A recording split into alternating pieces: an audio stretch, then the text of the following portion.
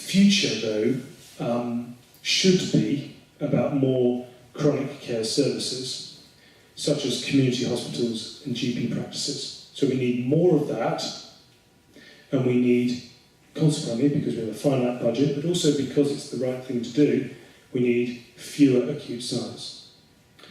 Okay, so you need bigger hospitals doing all the clever acute surgical stuff, and you need community hospitals offering outpatient appointments to see all your specialists and GPs who you see in the first instance. We need more GPs. Okay, that's what we need. Unfortunately, and there is a plague on all houses here. None of the political parties, as yet, are prepared to make the case for that scenario. And the reason is because it involves closing casualty departments. Okay? So if you're in a marginal seat, and it's a Labour government, it's a Labour marginal, are you going to support a position which involves closing that casualty department in your constituency? Even if it is to facilitate the building of a better hospital close nearby, are you going to support it? And it applies to the Liberals, it applies to the Conservatives.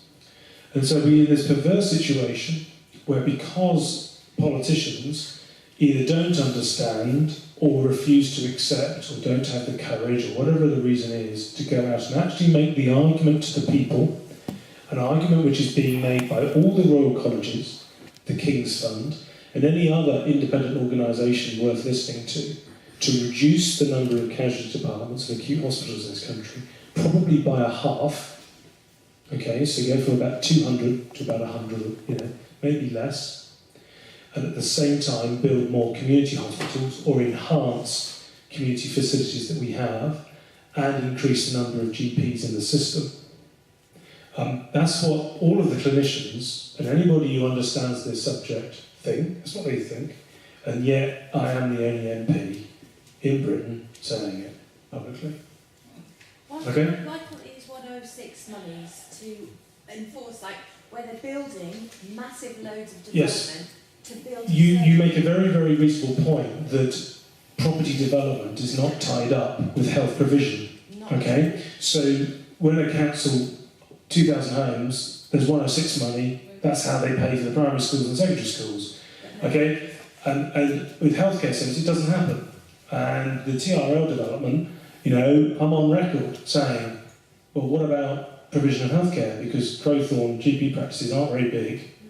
I've actually tried to contact both of the practices in Crowthorne in order to get them in the same room to talk about the possibility of having a joint centre on the TRL site, and neither of them are interested in talking to me.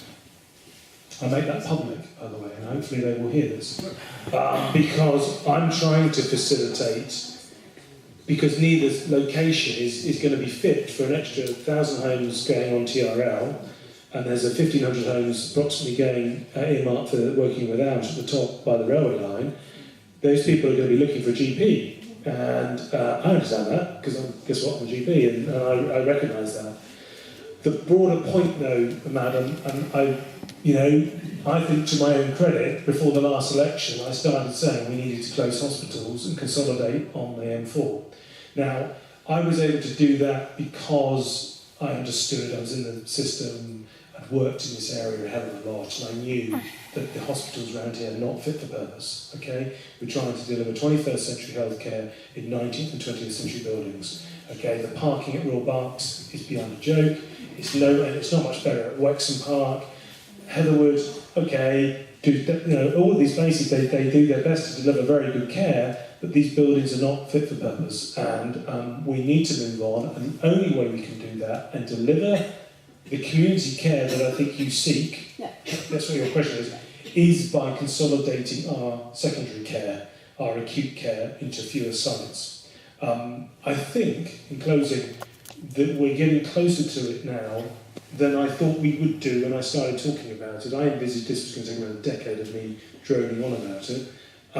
Actually, because of mid-staffs, because of the problems at Basildon, and all the other hospitals up and down the country have had issues, and will continue to do so. And now Wexham's got deep issues. CQC report is pretty shocking, okay, for Wexham. Into more GPs. But what we need to do is have fewer sites, more energy efficient hospitals, because they're grossly inefficient, most of them, and then we need to train more GPs, okay? And the decision has to be... To train more GPs. Pardon? It's going to take years to train more GPs. Something in the order of 25% of GPs will be retiring in the next 5 years. I know, I agree. And it's all very well saying that councils may have money to build premises for GPs, but they can't fund the GPs. No, they don't have the... No, you misunderstood me. They don't... The councils have no money to have GPs. GPs well, I've been informed by another source that there is possibly funding to build new premises for GPs, but it's totally impractical. It's not from councils, okay? The GPs are independent businesses, okay? So they have to make commercial decisions in their best interest of their businesses, okay? So if two practices wanted to share a site, they've got to decide that that's what they want to do, and they will then pay for it and fund it themselves. The issue specifically around TRL was that I had a meeting at which point I said, would there be land available if general practice wanted to take a site? And the answer was yes.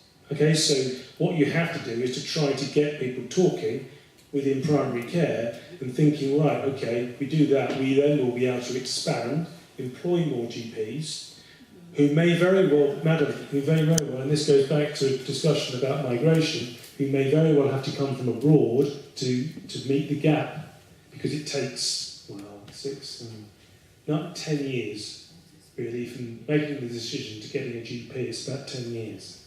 Okay, so there's going to be a shortfall, I agree, unless you can get hospital doctors to cross over. Because if you're reducing hospital sizes, there's likely to be there's going to be a streamlining of staffing. So, part of the reason why people don't want to become GPs, doctors, is the media are totally dragging off GPs constantly. The government does nothing to help in that format. They seem to think that GPs can do everything, work 8 to 8 every day of the week. There's no actual extra doctors to take I hear everything you say, madam, and I have said it all in private to relevant people, without any impact. I was told that the original application for TRL did have facility for GPs. The second and the third application, which was eventually approved, had no facility for GPs. I don't know the details. I think you're right about the original one. This meeting took place in the last couple of months, and I made the point of saying, well, hang on a minute, you're dumping 1,000 homes, potentially 2,000-3,000 people. Which GP practices are they going to? And so I think they're aware of it, and I'm trying in my way. Again, I don't have any power over planning, but healthcare is actually the responsibility of the centre, and there's a tension there. But they're putting in school provision, but not GP. But the school provision is locally delegated. The healthcare isn't. Not in the same way. I mean, healthcare, they have public health employees, but they're not responsible for the provision of primary care in terms of how it's paid for and structured. It's complicated, and it shouldn't be. It should be if you're going to decide to build 10,000 homes in an area, the health provision is part of it. I don't know, how many people have lived in this area for the last 20, 30 years. I was born near Maidenhead. In the last 40 odd years, what's the population done in this region? Okay? And yet we haven't had any change to hospital services. I mean, it's beyond comprehension. Anyway, I'm looking for someone else, Adam, who hasn't spoken. The gentleman here in Burgundy. Coming back to the energy picture again, briefly, do you see any need for it in your shopping basket for storage systems? Yes. Energy storage systems? Yes. I mean, this was an element we had in the 1960s and 70s with pump storage. Yes. And this seemed to be a very good tactical approach to take. Yes, I mean, the government is aware. Disappeared off the. No, the government is aware of it, and they've created a capacity market in order to try and build more capacity in the system. I think it's the first time a country has done this. We'll wait and see whether it works or not. We also, hydroelectricity by definition is like storage. You let it through when you need the power type thing. So, but we don't have so much of that.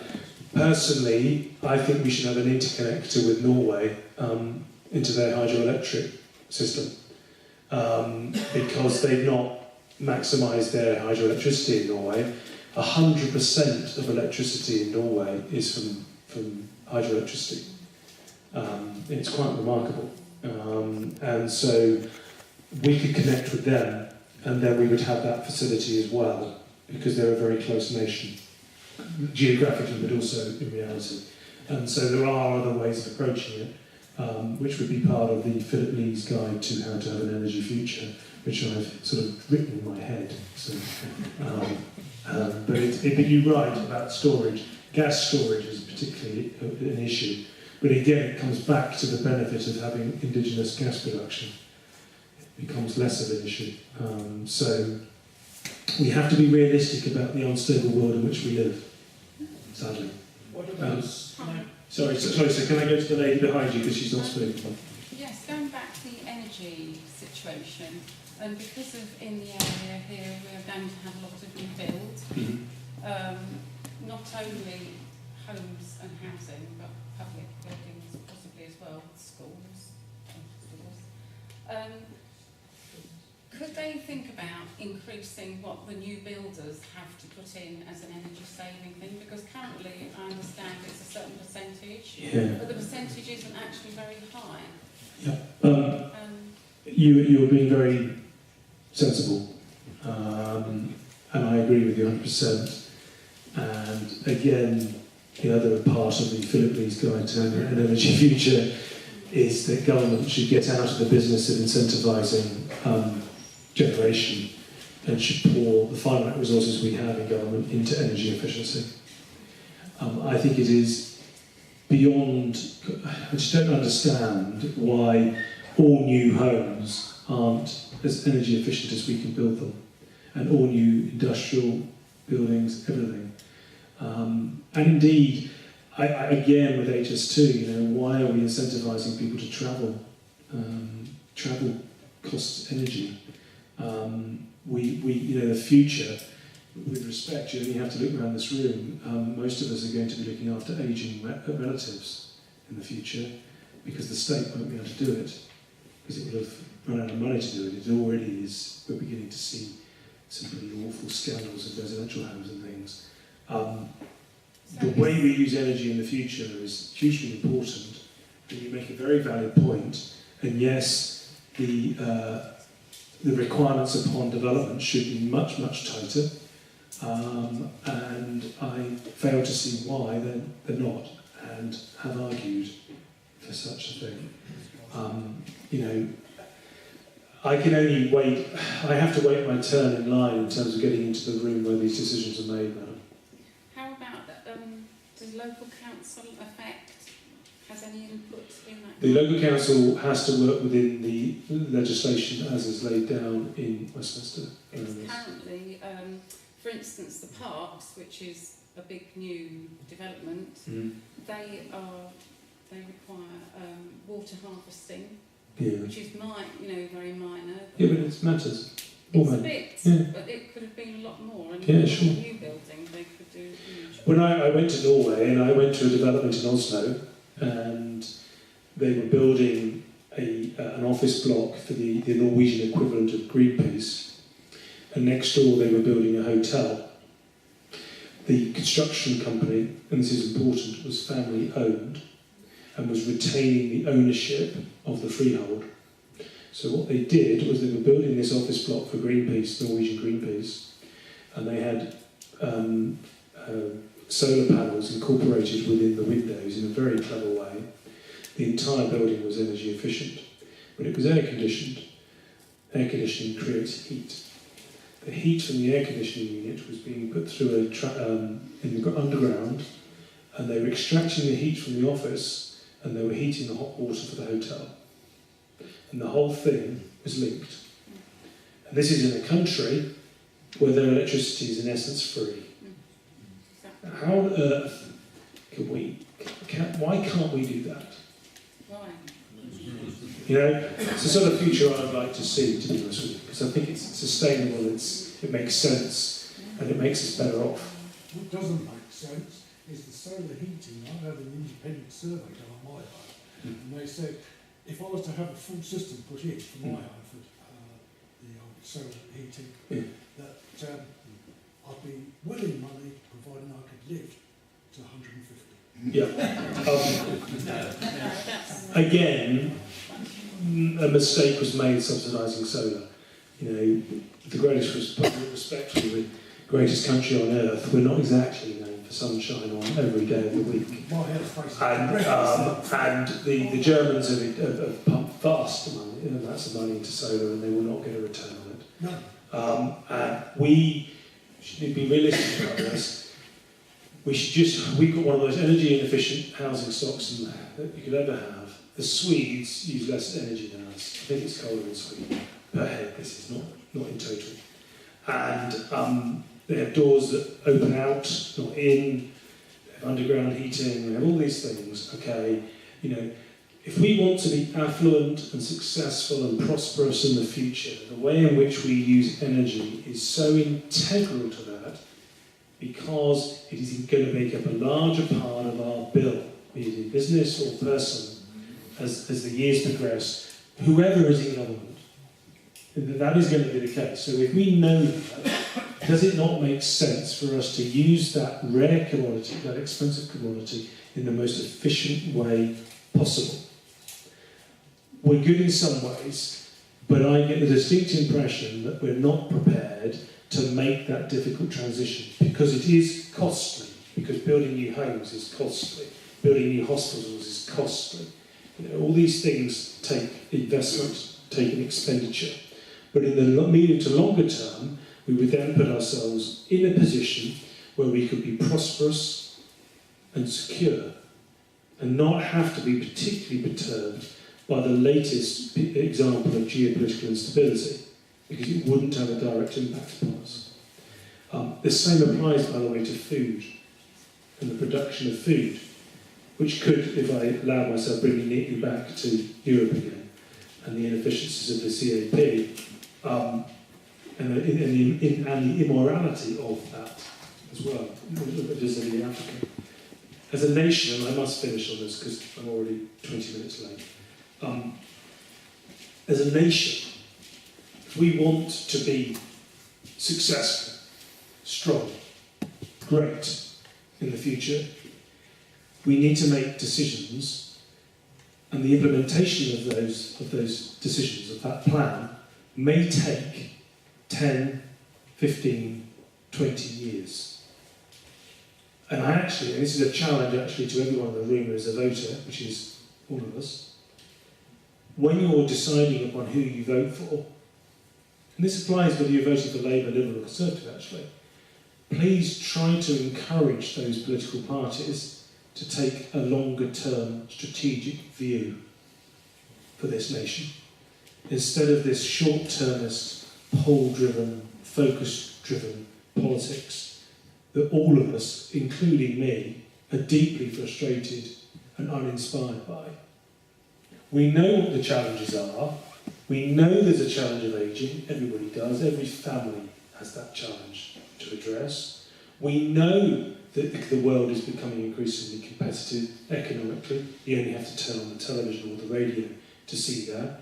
So we know our young people have got to get in there, get stuck in, be better educated, and actually have a better work ethic as well. We know these things, and we also know that energy, water, food, raw materials are increasingly scarce in a world that is increasingly populated. We know these things. But to deal with these challenges, we need to have government that takes the long-term strategic view, a government that is backed by the people to do so. Can I leave that with you? Thank you very much.